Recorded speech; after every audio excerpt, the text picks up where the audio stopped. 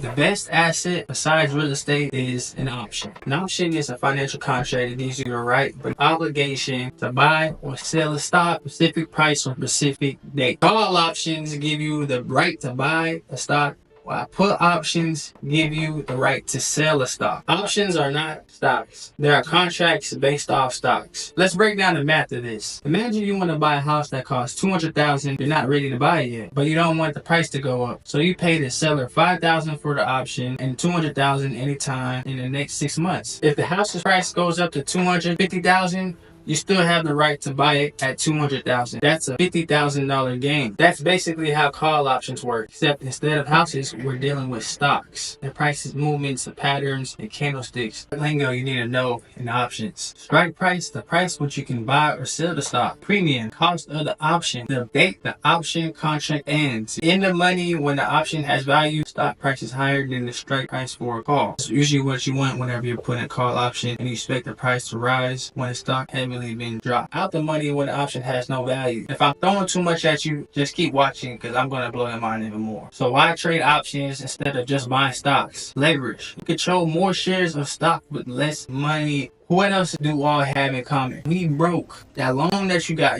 debt, you got student loans, you got a credit card. We make it $20,000, $30,000 a year. Options can protect your portfolio from huge losses. In the Great Depression, then I can buy multiple contracts using leverage and multiply my capital. The flexibility of options, you can profit in rising, falling, or sideways markets with the right strategy. The only thing is options are not free money. They require risk, like losing premium you paid or your whole investment. Let's say Apple is trading at $100. You think it'll go up and buy a call option with a strike price $110, premium $2 per share, so that's cost $200. Let's say Apple stock is trading at $100.